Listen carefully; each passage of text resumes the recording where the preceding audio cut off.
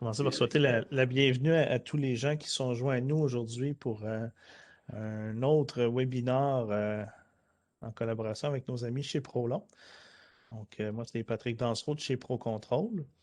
Et encore une fois, j'invite tout le monde à communiquer avec ProControl là, pour tous vos besoins, pour les produits Prolon. Donc, chez ProControl, on est en mesure de faire des soumissions, vous fournir les produits, parce qu'on est distributeur exclusif au Québec des produits Prolon.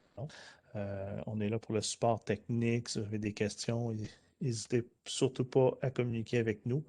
On est en lien très étroit avec Prolon. Si jamais c'est des questions très poussées, très avancées, on peut vous mettre en communication avec justement mon ami Antoine Lamarche qui va nous présenter aujourd'hui, je crois, les boilers, les chaudières. Contrôleur de chaudière, Antoine, aujourd'hui, si je ne me trompe pas. En fait, on fait un doublé aujourd'hui, un combo. Parler des chaudières refroidisseurs. Fait que, merci Patrick de cette petite introduction. Donc, sans plus tarder, c'est ça, on va tout de suite débuter. Alors, on parle aujourd'hui de deux plateformes de régulation, chaudière et refroidisseur d'eau. Donc, chaudière, ce qu'on appelle couramment des boilers, chaudière à eau chaude. Et les refroidisseurs, ben, on utilise plus souvent le terme anglais chiller ou water chiller, donc des refroidisseurs d'eau dans les systèmes là, HVAC. Là, on commence à comprendre qu'on s'adresse à des projets peut-être un petit peu plus ambitieux. On sort donc du cadre traditionnel des systèmes de zonage à air, à ventilation, donc le typique système de zonage de boîte VAV et d'unités de traitement d'air comme des climatiseurs de toiture. D'ailleurs, à ce titre-là, c'est intéressant de se rappeler que le régulateur de chaudière ou les multiples régulateurs de chaudière offerts par Prolon, on va voir ça dans une seconde, c'est parmi les premiers produits que Prolon a développés justement en sortant du cadre peut-être un peu fermé des systèmes de zonage. Le système de zonage, c'est le pain et le beurre chez Prolon, comme on dit. Et c'est par ça qu'on a commencé il y a plusieurs années.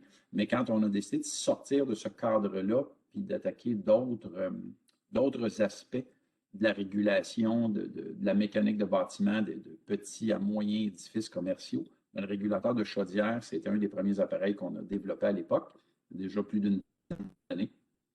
Alors, celui du refroidisseur d'eau, bien ça, c'est assez récent. On l'a développé, on l'a lancé l'année dernière.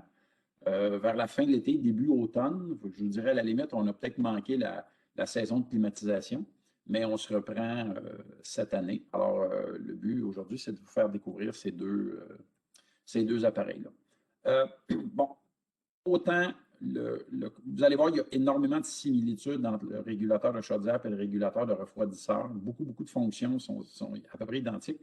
Un chauffe de l'eau, l'autre la refroidit. C'est aussi simple que ça.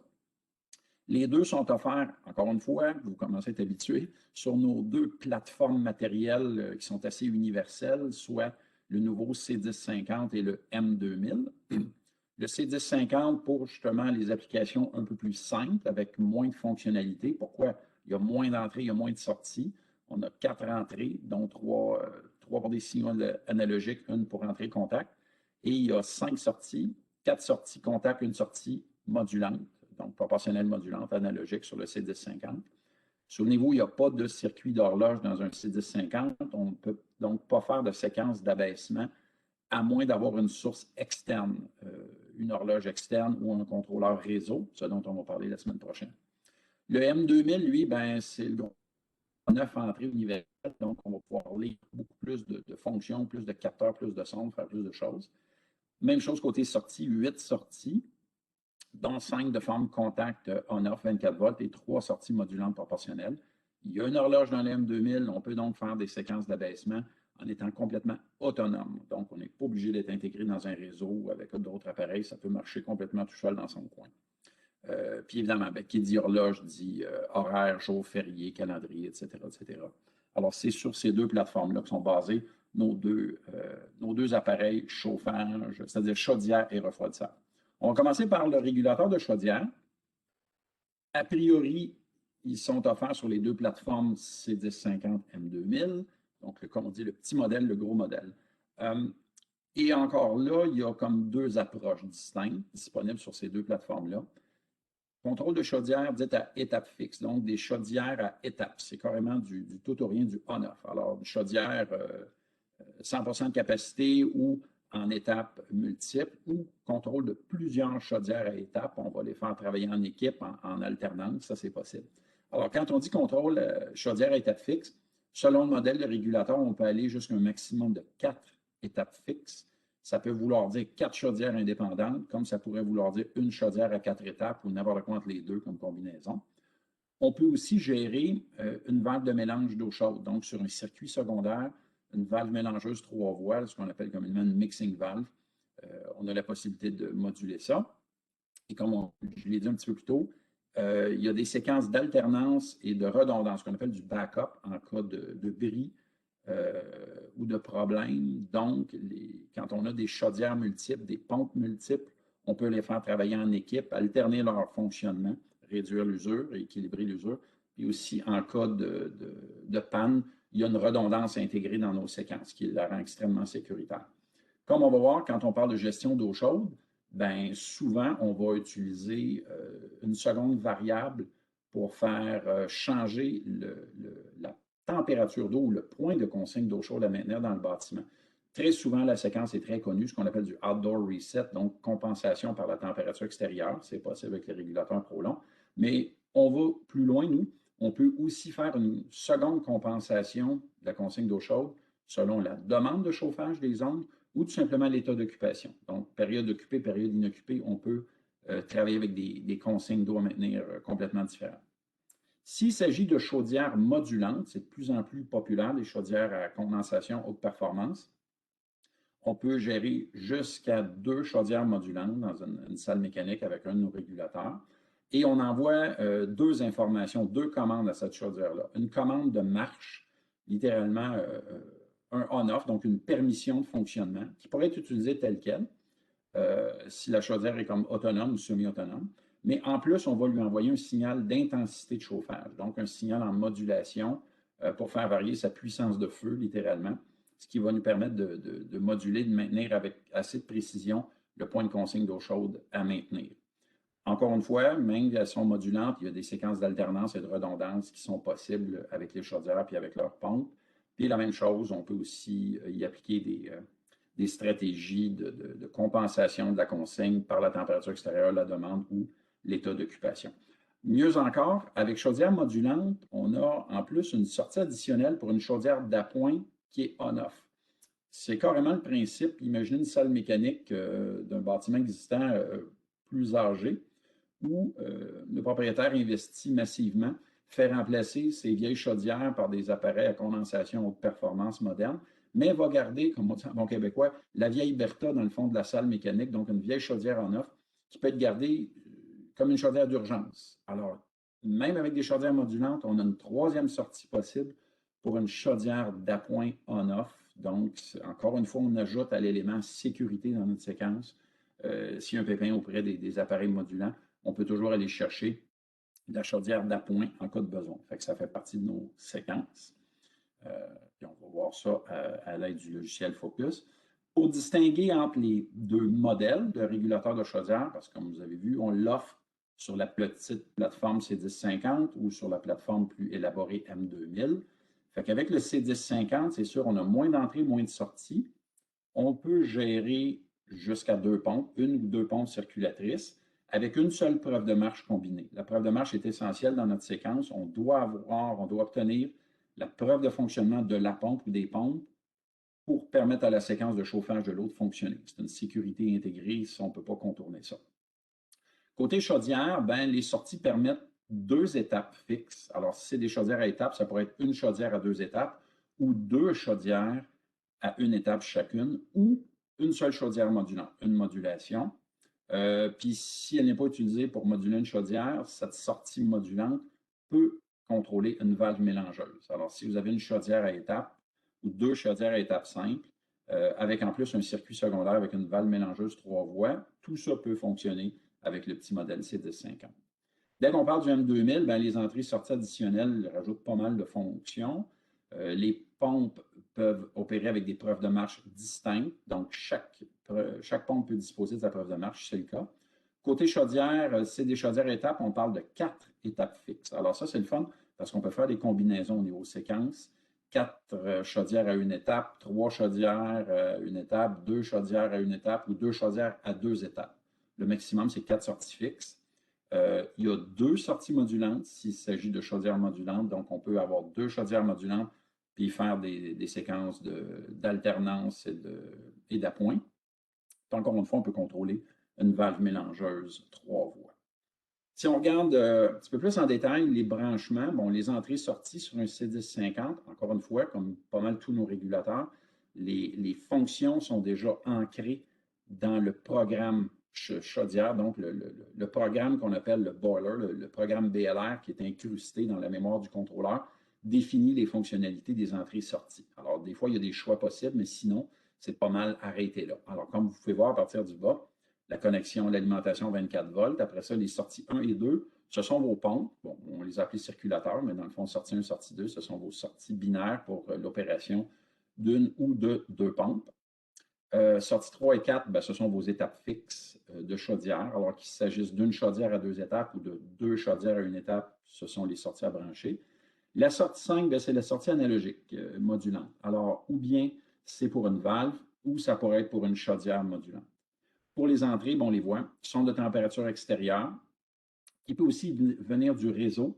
Si votre contrôleur de chaudière est installé, on va le voir un peu plus loin, s'il est installé sur un réseau et que sous l'autorité d'un régulateur maître, comme un RTU, ou sous l'autorité d'un régulateur réseau, qui lui-même dispose d'une lecture de température extérieure qui va aller puiser ailleurs, ben, on peut transmettre par information réseau la température extérieure au régulateur de chaudière.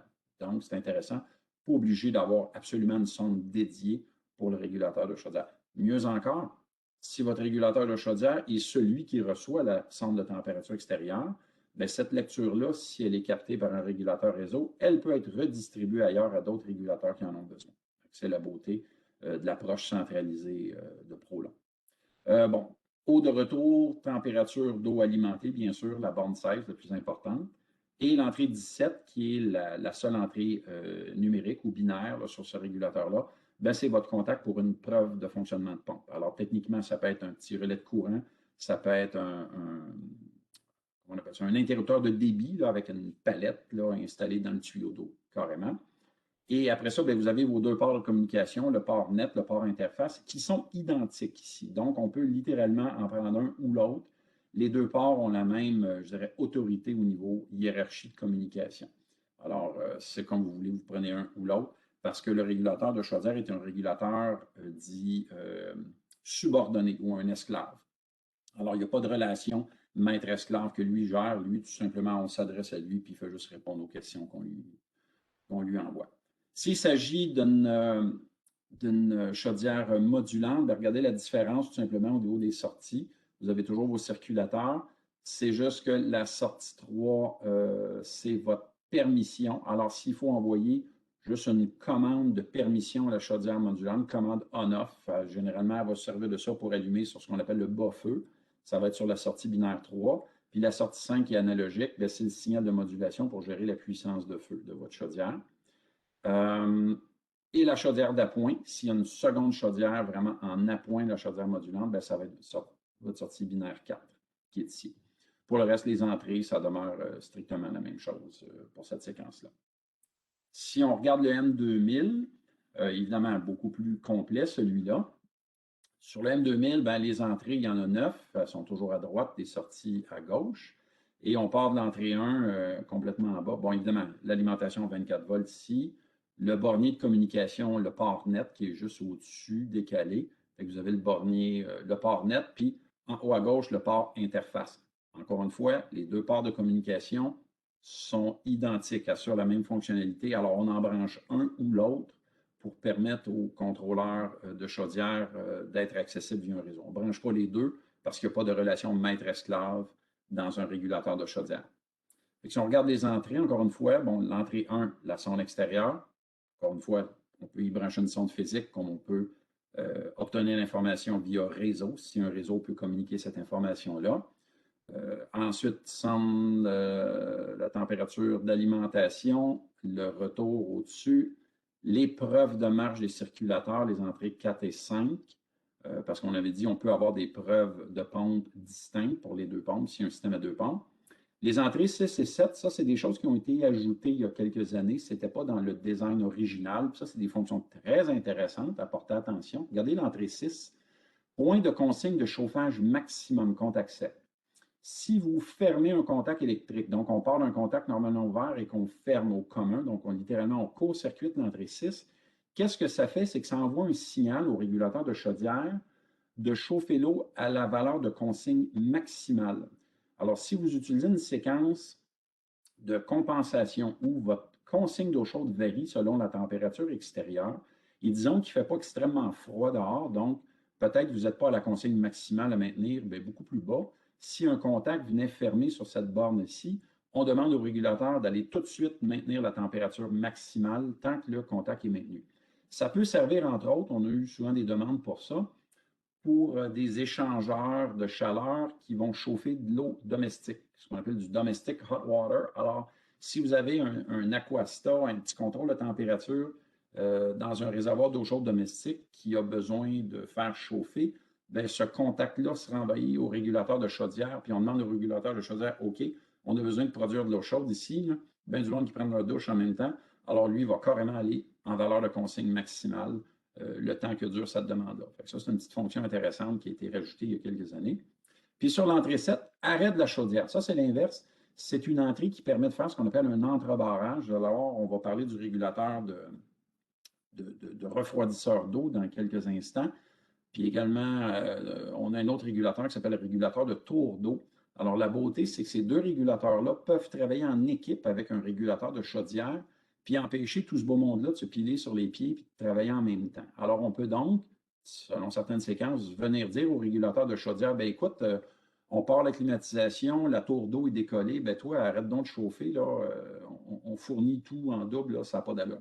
Alors, on pourrait venir fermer un contact sur cette entrée-ci, et ce qui vient carrément mettre fin à la séquence de chauffage. On éteint tout, littéralement, il n'y a plus de chauffage. Alors, c'est une belle façon de faire un verrouillage, une séquence de verrouillage intégrée quand on veut mettre un régulateur de chaudière dans le cadre d'un projet un petit peu plus global avec d'autres appareils. Notamment quand vous avez boucle chaude et boucle froide dans le même bâtiment, donc refroidisseur d'eau, tour d'eau et chaudière, ça devient très intéressant, cette petite fonctionnalité-là.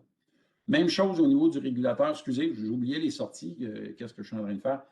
Sur les régulateurs avec séquence à étapes, côté sortie, bien, regardez, vous avez toutes vos sorties binaires ici. SD1, 2, 3, 4, donc les étapes de chauffage. Que ce soit une chaudière à 4 étapes, deux chaudières à 2 étapes ou 4 chaudières indépendantes, une étape, ça ne fait aucune différence. La séquence se fait par programmation, mais les sorties physiques, c'est ici qu'elles viennent se brancher. SD5 et SO1, ce sont vos pompes. Alors, SD5, c'est votre pompe 1. Ici, il a fallu tricher. La pompe 2, c'est une sortie analogique. Bon, ouais, est-ce qu'on la module? Non, pas vraiment. C'est une sortie analogique qui est un voltage, 10 volts DC, qu'on fait fonctionner en logique on-off. Alors, ça va être soit 0 ou 10 volts. Il n'y a pas de modulation. C'est du tout ou rien. Pour partir un circulateur, il faut venir ajouter tout simplement un petit relais à bobine 10 volts DC. ProControl va se faire un plaisir de vous fournir ce qu'il faut là-dessus. Il y a des petits relais très simples. Fait que c'est une façon qu'on a trouvé de tricher parce qu'on avait besoin d'une 6e sortie binaire alors qu'on n'en a que 5, mais ça fonctionne super bien. Puis évidemment, ben, si vous avez en plus une valve modulante, c'est ici qu'on va venir la brancher sur notre sortie analogique 3, s'il s'agit d'une valve modulante pour une boucle secondaire. Si on est en modulation, donc des chaudières modulantes, au niveau des entrées, ça demeure exactement la même chose, il n'y a rien qui change. C'est juste au niveau des sorties.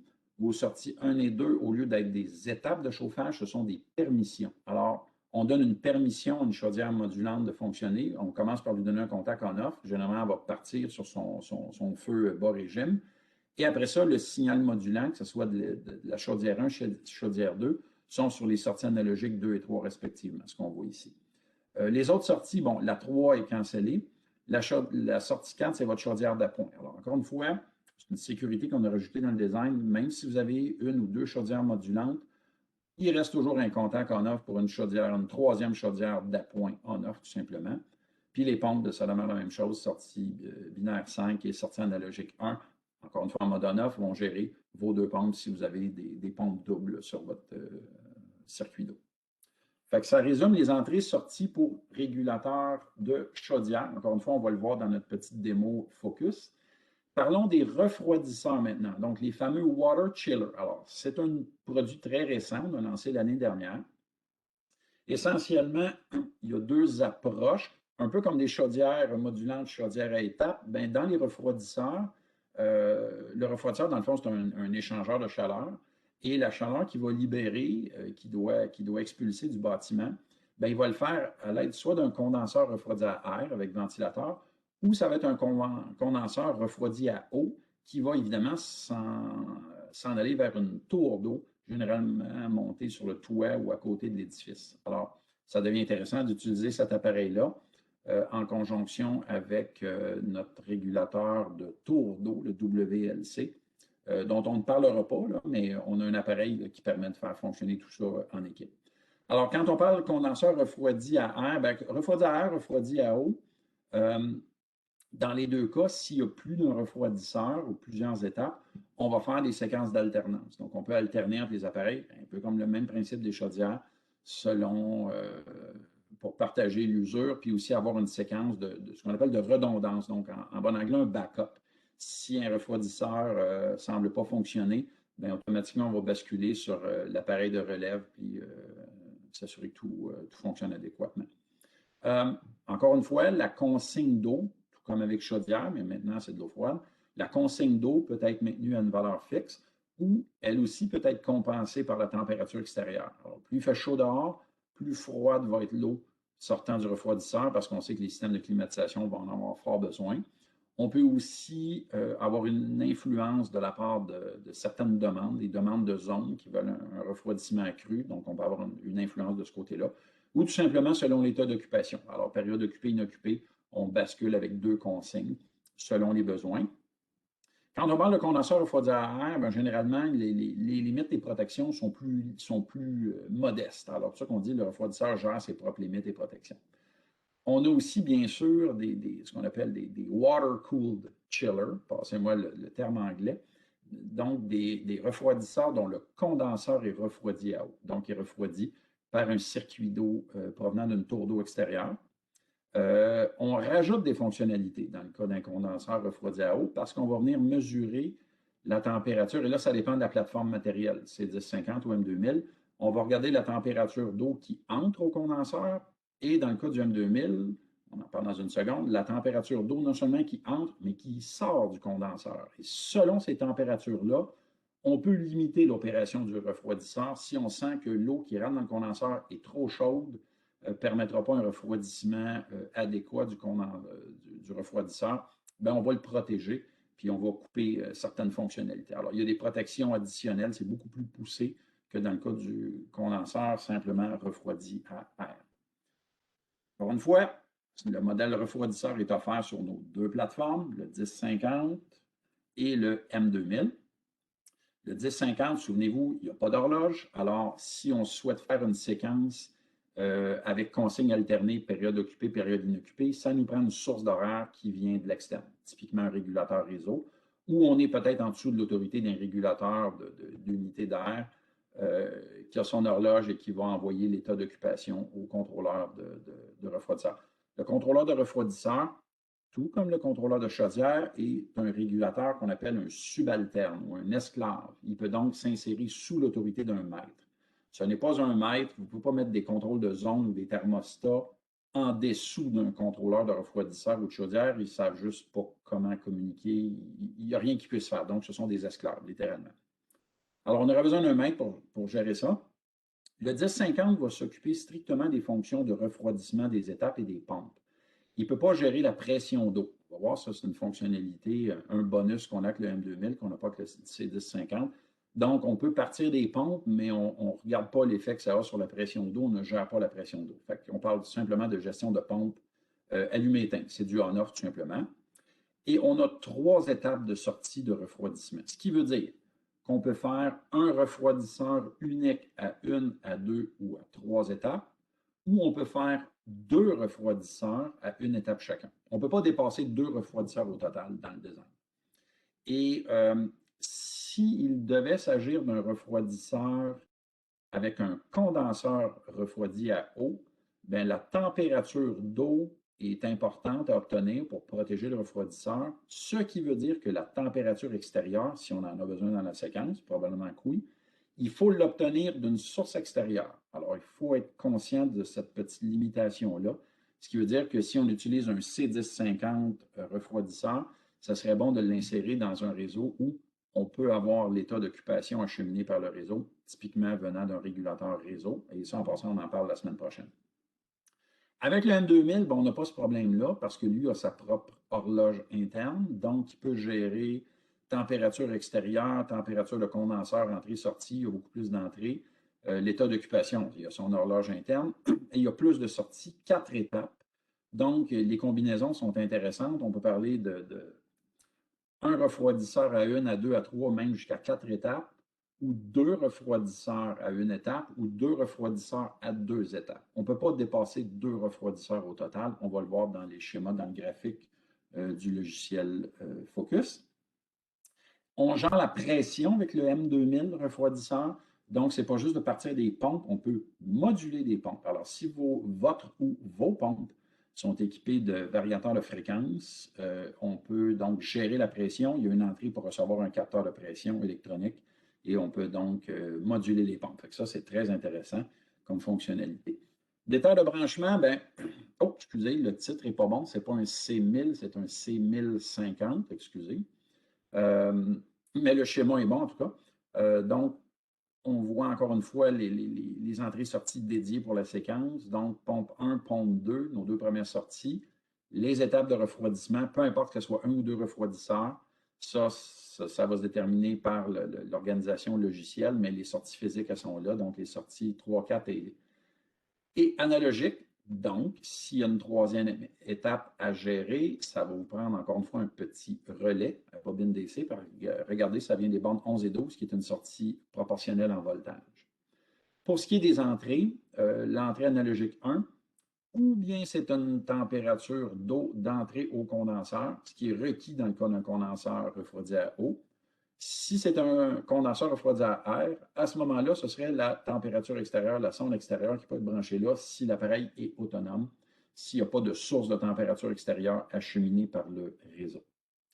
L'entrée 2, votre température de retour d'eau. L'entrée 3, qui est sur la bande 16, évidemment la plus importante, la température alimentée, d'eau alimentée. C'est ça qu'on contrôle. Et la borne 17, ben, c'est preuve de pompe. Alors qu'il y ait une ou deux pompes, un peu comme le régulateur de chaudière, il y a une seule entrée binaire pour obtenir une preuve. Il n'y en a pas deux, il n'y en a qu'une seule. Alors, ça serait une preuve combinée dans le cas du C1050 chaudière, que dis-je, du C1050 refroidisseur, CHL pour chiller en anglais. Pour le M2000, ben, regardez la disposition des entrées-sorties. Alors, il ne manque pas de choix.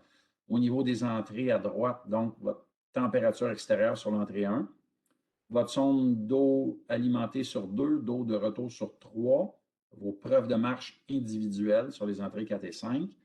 Et après ça, les températures d'eau du condenseur. Alors, s'il s'agit d'un condenseur refroidi à eau, ben, vous avez l'eau d'entrée et l'eau de sortie du condenseur, ce qui permet de valider la performance puis de protéger l'appareil encore plus.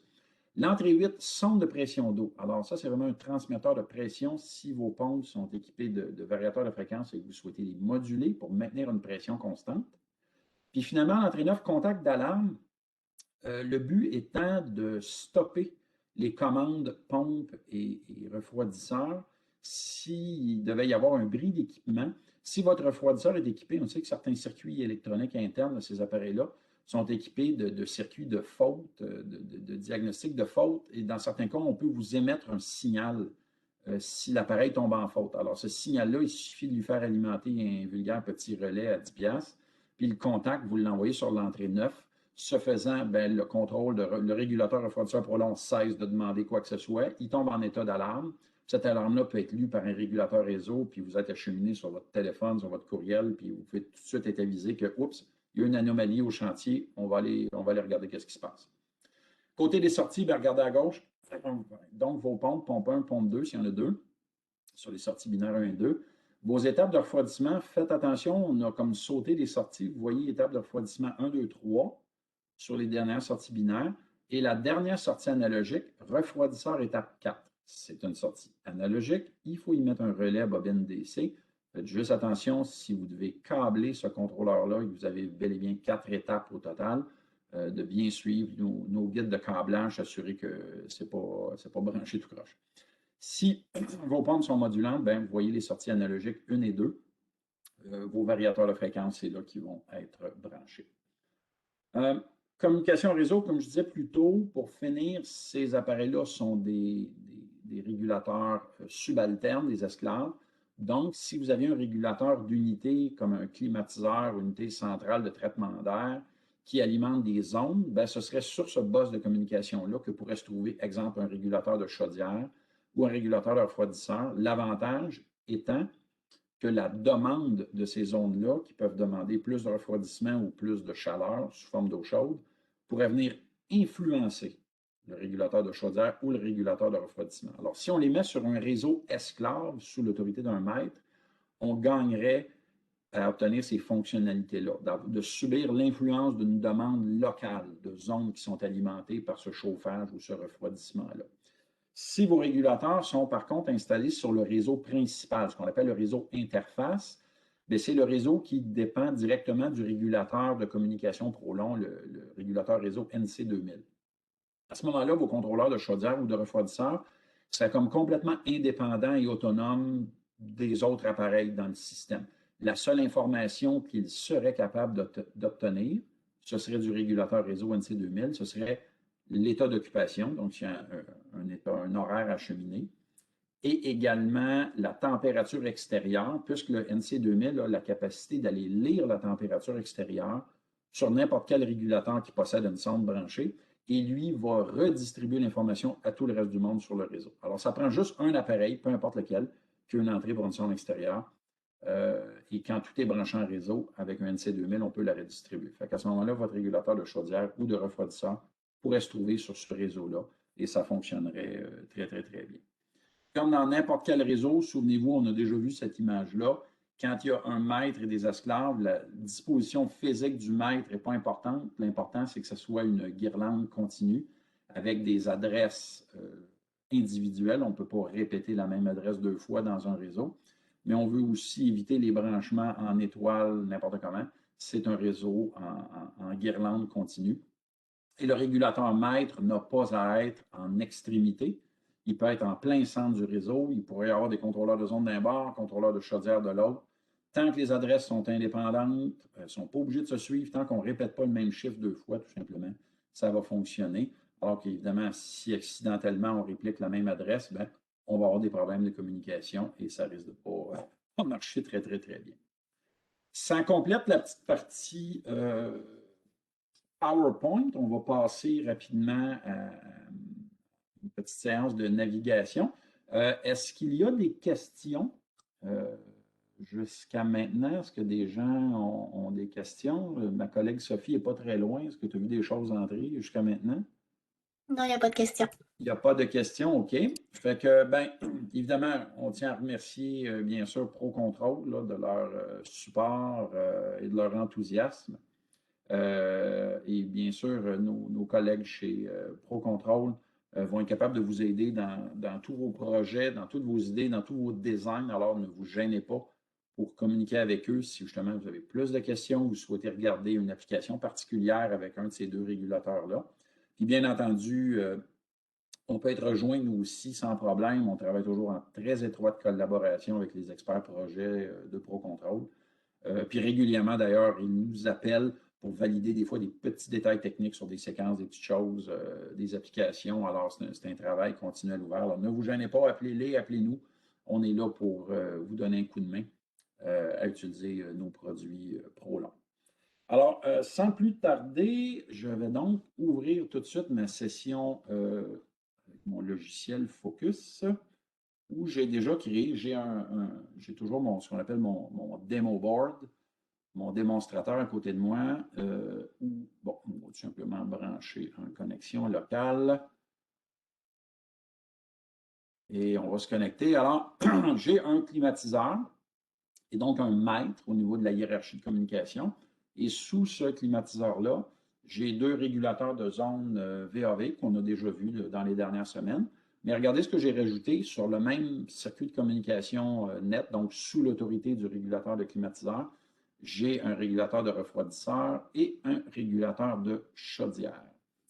Ce que j'ai fait, c'est que le régulateur de le refroidisseur, c'est le petit modèle, c'est le C1050, alors que la chaudière, ben, j'ai choisi le gros modèle, le fameux M2000. Fait qu'on va commencer par la chaudière. Alors, voyez-vous l'appareil? Bon, évidemment, si j'avais des vraies sondes branchées dessus, on aurait de l'information en temps réel.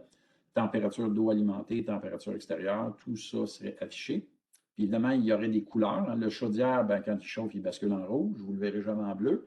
Puis le refroidisseur, c'est l'inverse. Il ne chauffera jamais, il va refroidir. Alors, s'il a refroidi, il va basculer en bleu, jamais en rouge. Si on va avec la chaudière, puis dès l'ouverture, j'ai fait aucune configuration. Ça, c'est vraiment les réglages d'usine par défaut. Alors, vous pourriez vous prêter au même exercice s'il y en a parmi vous qui ont le logiciel Focus. Vous avez juste à travailler en session déconnectée, donc juste en mode virtuel. Les icônes demeurent grises, mais ça vous permet d'ouvrir des pages de configuration puis de vous amuser, voir comment ça fonctionne. Alors, à première vue, qu'est-ce qu'on voit? Bien, une chaudière unique, le point de consigne d'eau chaude calculé, et on voit deux pompes. Et comme vous pouvez voir ici, date et heure affichées, bien, c'est qu'il s'agit bel et bien d'un M2000, parce que seul le M2000, avec son horloge interne, peut afficher les coordonnées heure et date. Si on veut configurer le système, puis voyez-vous, comme toute navigation Focus, quand on se promène sur l'image d'accueil et qu'on voit un petit encadré rouge, ça veut dire qu'il y a quelque chose en arrière de ça. Il suffit de pointer, faire un double clic, puis on arrive dans une page de configuration. Alors, j'ai cliqué sur les pompes, j'arrive dans la page de configuration des pompes. C'est une façon de naviguer de façon très graphique ou partir de la liste de configuration et descendre tous les thèmes. Alors, voyez-vous, c'est très simple, le régulateur de chaudière. Bon, la fenêtre d'accueil, bon, il y est déjà, c'est ça. Il faut aller configurer les pompes, il faut aller configurer configuration mécanique des chaudières. Alors, c'est les deux premières choses à faire, pompe et chaudière, de façon à ce que le régulateur s'adapte aux appareils physiques qu'il doit contrôler. Puis après ça, votre gestion de température. Alors, qu'est-ce qu'on fait côté séquence de température? Comment on fait fonctionner tout ça? Qu'est-ce qu'on veut faire? Tout ça est là-dedans. Généralement, on commence par les pompes. Alors, comme vous voyez ici, il y a deux pompes. Elles sont montées en parallèle avec des preuves indépendantes. Puis même, ce qui est bien, la sortie est écrite ici. Voyez-vous, pompe prioritaire, pompe de relève. Ça veut dire quoi? C'est que sur le prochain départ, celle-ci serait sollicitée pour décoller en premier, puis la pompe de relève décoller en second. Et les rôles vont s'alterner si on met une séquence d'alternance. Les preuves ne sont pas établies. Vous voyez, c'est écrit preuve non, preuve non. Je n'ai pas fourni de preuves, j'ai juste un petit cavalier à installer, puis ça va fonctionner. Alors, double clic, et voici la page de configuration des pompes. C'est la première séquence à faire. Premièrement, est-ce que vous avez deux pompes ou une pompe? S'il y a juste une pompe, bien, on met un. On appuie sur. Puis voyez-vous, dès que je bascule d'une fenêtre à l'autre, tout le contenu de la page change et s'adapte automatiquement au reste de la séquence. Alors, s'il y a juste une pompe, n'oubliez jamais, il faut faire appliquer. Appliquer, c'est vraiment l'écriture dans le contrôleur, l'écriture des commandes que vous donnez, que vous modifiez.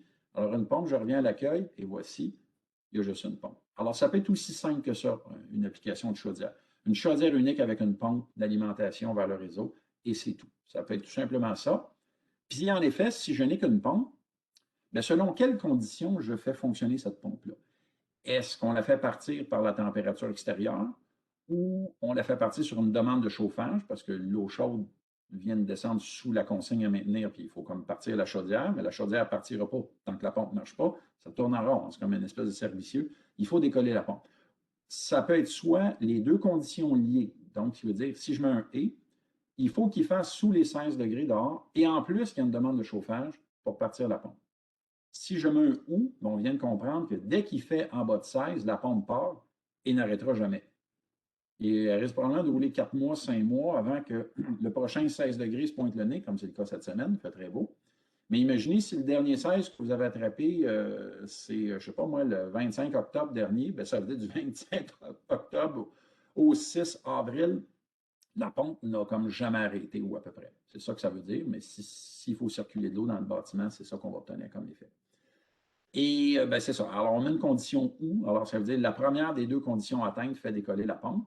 Puis évidemment, ben, on a des fonctionnements, des délais pour protéger la pompe. Les temps minimum de marche, temps minimum d'arrêt, durée de marche après l'arrêt de la chaudière, ce qu'on appelle un délai de purge. Alors, la chaudière vient de s'éteindre, mais on continue encore à rouler la pompe pour s'assurer de sortir la chaleur, extirper la chaleur de la chaudière puis l'envoyer vers le réseau. Toutes ces valeurs-là se changent. On veut mettre 5 minutes, on met 5, on fait Enter, appliquer, et voilà, c'est pas plus long que ça. Donc, ça permet de changer tous les paramètres là, comme vous le désirez sans aucun problème. Je peux revenir à 2 pompes. Si je reviens à 2 pompes, voyez-vous, avec 2 pompes, ça peut être 2 pompes avec une relève. Alors, est-ce que je veux relever? Est-ce que je veux alterner mes pompes? Puis en plus, est-ce que je veux une séquence de sécurité, ce qu'on appelle une relève? Voyez-vous ici, lorsque la température extérieure sous, bon, ça on l'a vu, alternance des pompes. Je pourrais décider qu'il n'y a aucune alternance. Ça veut dire qu'il y a toujours une pompe principale, c'est toujours celle-là qui fonctionne, et la pompe secondaire n'est là qu'en support en cas de bris ou de pépin technique. Exemple, il y a une pompe neuve, il y a une vieille pompe. La vieille pompe, on la garde en backup, on aime mieux utiliser la pompe neuve qui est beaucoup plus performante, plus efficace, etc., etc. Ça pourrait être comme ça. Ou vous pouvez faire une alternance, puis il y a plusieurs séquences d'alternance possibles. Après chaque demande de pompe, faites attention, si vous commandez votre pompe par la température extérieure, ça se peut qu'elle parte et qu'elle roule 4 mois d'affilée, alors il n'y aura pas d'arrêt avant de partir la deuxième pompe. Ce n'est pas nécessairement une bonne idée que de choisir ça quand on a la température extérieure comme condition de démarrage. Ça serait plutôt alterner les pompes avec un temps fixe. Alors, on peut dire 24 heures, 48 heures, 6 heures, ce que vous voulez comme délai. Donc, après un certain temps de fonctionnement, la pompe qui roulait s'arrête et c'est l'autre qui part, tout simplement. Question de partager l'usure. Si c'est ce que vous souhaitez faire, c'est parfait. Il y a différentes séquences là. Encore une fois, les délais, les configurations de protection. Si vous avez 2 pompes, mais vous n'avez pas 2 flow switch, bien, utilisez la même preuve pour les 2 pompes sur l'entrée analogique 4. Alors, il y aurait une seule preuve. Si, exemple, la preuve de marche, voyez-vous, elle n'est pas affichée avec les pompes, ça serait genre une water flow switch, mais après la tubulure combinée, puis vous partez sur le tuyau. Fait que ça aussi, on a pensé à ce genre de petite séquence-là. Après les pompes, bien, chaudière. Alors, combien de chaudières avez-vous? Quel type de chaudière? C'est de l'étape, c'est de la chaudière modulante. Voyez-vous, dès qu'on dit chaudière modulante, il y a un paquet de paramètres spécifiques qui s'affichent ici. Ou chaudière à étape avec une valve. Alors, c'est du on-off, mais regardez le dessin comme il est le fun. Vous avez une boucle primaire, dans le fond, que la chaudière fait rouler, mais c'est sur votre boucle secondaire que vous contrôlez essentiellement la température. Puis vous venez moduler une valve qui fait un mélange entre l'eau très chaude puis l'eau de retour tiède, et c'est ça qu'on mixe. Si c'est le genre de design que vous avez, ben, c'est comme ça qu'on va le contrôler. Alors, c'est ici qu'on vient gérer notre séquence. Alors, si je reviens avec de la chaudière à étapes, combien de chaudières, combien d'étapes? Alors, je pourrais aller jusqu'à 4 chaudières. Par défaut, je ne peux pas augmenter le nombre d'étapes parce que j'ai 4 chaudières maximum. Et regardez, j'applique. Regardez le dessin. Le dessin se modifie, s'adapte automatiquement. Alors, 4 chaudières en parallèle. Ou peut-être j'ai tout simplement juste 2 chaudières. Mais 2 chaudières qui pourraient aller jusqu'à 2 étapes. 2 x 2, 4. J'ai 4 sorties binaires, je suis correct. Puis vous avez différentes séquences ici de temps, de différentiel pour gérer la température. Je n'irai pas trop dans le détail, je vais me garder un peu de temps pour le refroidisseur. Vous pouvez aussi faire de l'alternance entre vos chaudières. C'est 2 chaudières pareilles, vous voulez partager leur temps de fonctionnement. Comme les chaudières ne rouleront pas tout le temps, c'est des départs-arrêts cycliques, ben oui, on peut les alterner après chaque demande, bien entendu. Si je faisais ça comme ça, ben voici, j'aurais mes 2 chaudières, puis voyez-vous, celle qui est la prioritaire, donc celle qui va être la première appelée au prochain départ, celle d'ici étape prioritaire. Et quand il y aura alternance, ben c'est l'autre après ça, ça va être écrit étape prioritaire à côté. C'est comme ça que ça va fonctionner. Essentiellement, c'est très simple, la configuration chaudière et pompe. Après ça, ce qui reste, c'est la température. Alors, qu'est-ce qu'on veut faire?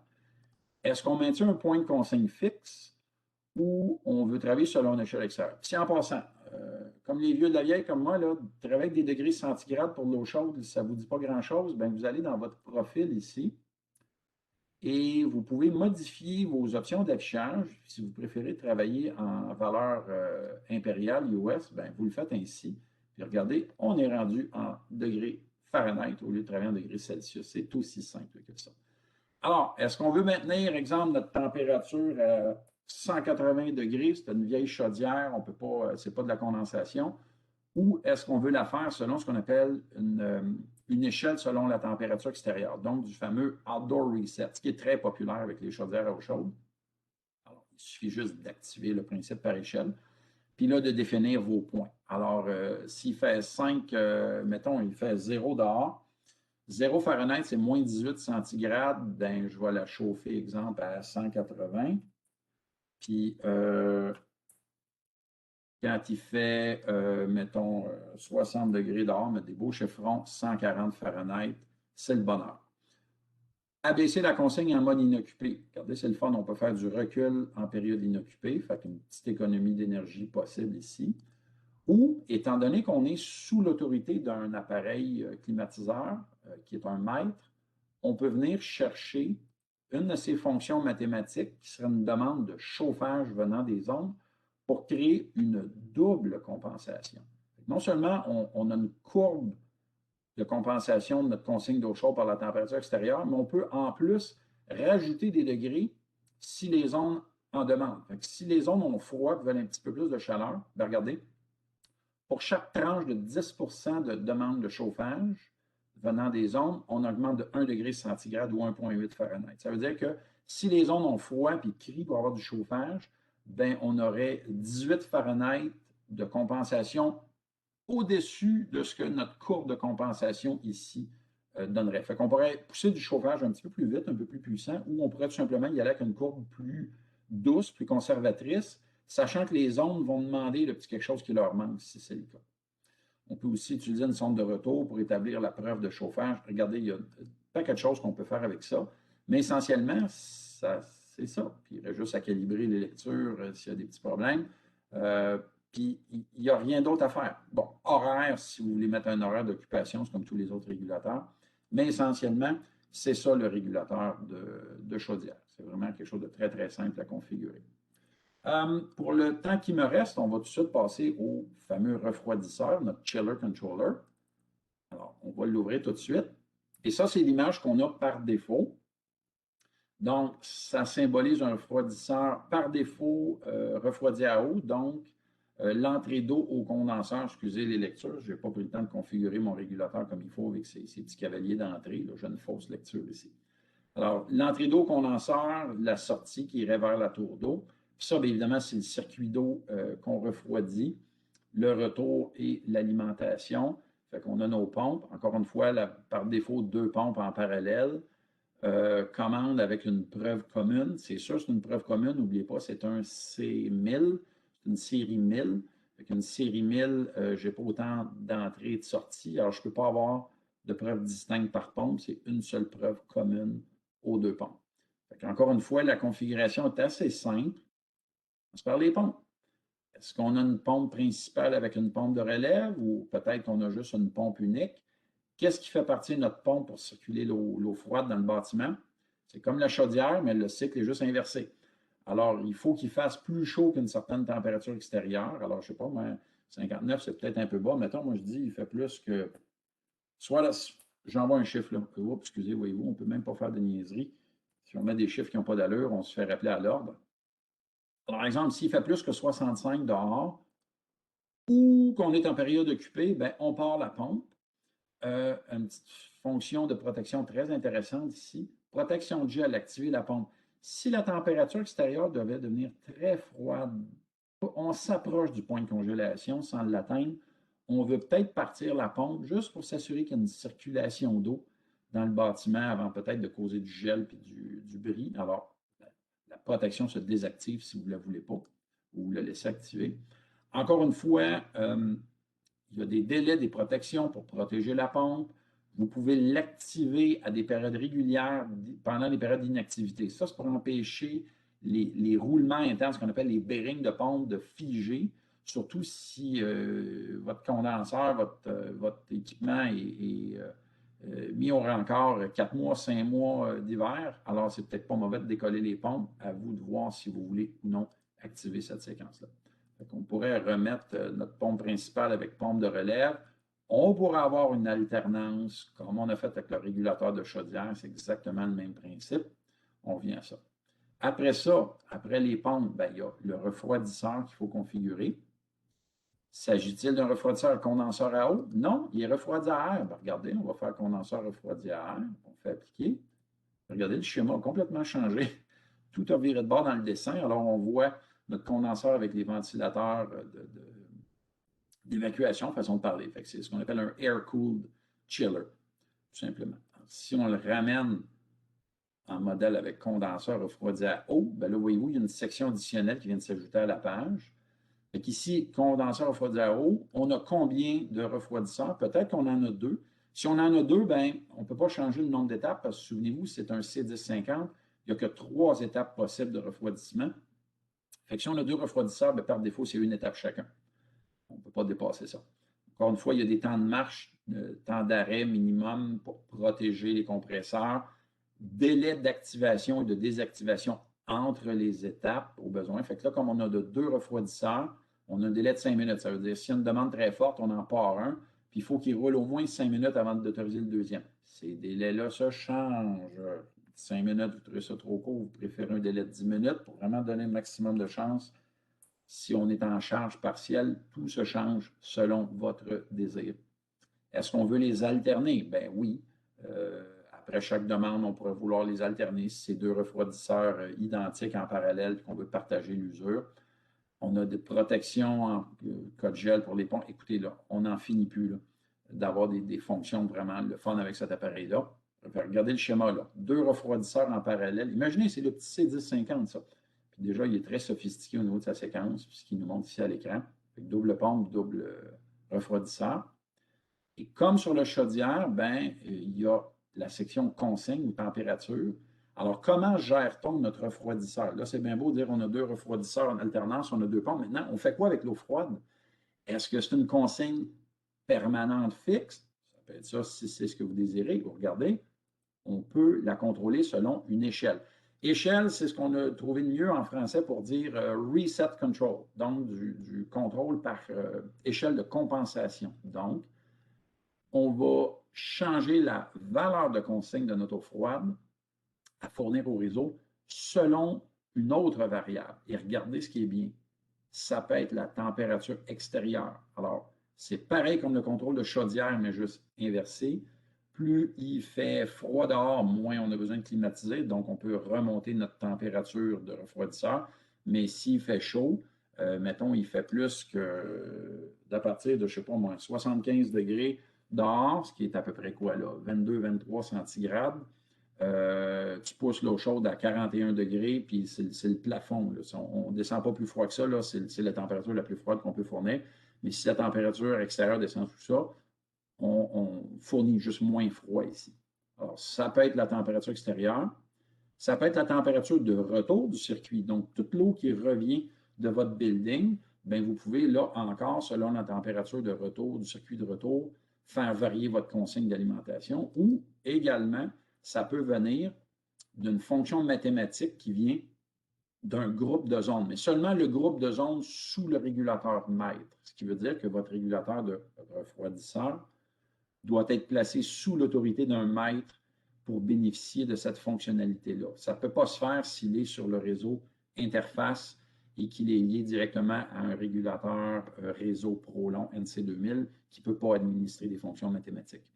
Mais c'est intéressant de savoir qu'on peut, selon les besoins des zones, faire varier. J'allais dire moduler, ce n'est pas une modulation, c'est une compensation de la consigne. Alors, il y a toutes sortes de petites stratégies, le fun ici. Souvent, la température extérieure va être la plus fréquemment utilisée. On va tout simplement l'appliquer comme ça. On a d'autres éléments. On avait-tu des limites? En fait, les pages de limites étaient à même... c'est ça, arrêt du refroidisseur. Bon, voyez-vous, la température de l'eau d'entrée au condenseur. Alors, si votre température d'eau d'entrée du condenseur, ce qui revient de la tour d'eau, est trop chaud, On peut littéralement stopper le refroidisseur, question de le protéger encore une fois. Puis on peut même verrouiller. Si ça fait plusieurs fois qu'on déclenche cette alarme-là, après 3 essais, le contrôleur arrête. Puis là, ça prend vraiment une intervention physique. Il faut que quelqu'un aille le resetter. Ça veut dire qu'il y a un problème, puis ça demande une attention physique sur place. Alors, c'était le temps dont on avait, dont on disposait, le temps file. Il est presque 1 heure, alors c'est le temps que j'avais pour vous présenter le régulateur de chaudière et de refroidisseur, un petit survol rapide. Encore une fois, n'hésitez pas si vous avez des questions que vous souhaitez voir justement là, un petit peu plus en détail, certaines applications possibles que vous avez en tête, un projet que vous avez en tête, ne vous gênez pas. Parlez-nous, parlez aux experts chez ProControl, leurs différentes succursales, notamment Laval et Québec, là, où il y a les départements de projet là, qui couvrent toute la province de Québec. Alors, ne vous gênez pas, communiquez avec eux, communiquez avec nous, on va se faire un plaisir de vous renseigner. Là-dessus, en terminant, est-ce qu'on a des questions? Est-ce qu'il y a des gens qui ont des choses qu'ils aimeraient demander? Moi, de mon côté, j'ai aucune question. Il n'y a pas de questions présentes, OK. Je ne sais pas si notre ami Patrick ProControl est avec nous encore. Oui, mon cher Antoine, je suis toujours là. Bon, bravo, merci. Ben, écoute, je te laisse le mot de la fin. Ben, en fait, juste avant, si vous permettez, soyez tous présents la semaine prochaine, qui va être notre dernière de la série. On termine la saison, comme on dit, là. C'est comme un soap. La présentation de la semaine prochaine va être assez intéressante, assez poussée. On va parler du régulateur réseau et de la plateforme InfoNuage, le fameux cloud, le compte cloud. Alors, ceux qui souhaitent établir de la communication des projets ProLong veulent comprendre comment la technologie fonctionne, comment on gère des projets, on les partage à travers la plateforme InfoNuagique, la communication InfoNuagique et le NC2000. C'est ce qu'on va voir la semaine prochaine, qui va être notre dernière séance technique ensemble. Alors, Patrick, je te laisse le mot de la fin. En fait, merci Antoine. Je vais juste en profiter pour remercier tout le monde d'être là. Il y en a plusieurs qui sont là chaque semaine, donc je vous invite encore une fois à revenir la semaine prochaine pour le dernier webinaire avec Prolon, avec notre présenté, comme il vient de dire, le contrôleur réseau. Donc, merci à tous, puis à la semaine prochaine. Merci. Au revoir tout le monde.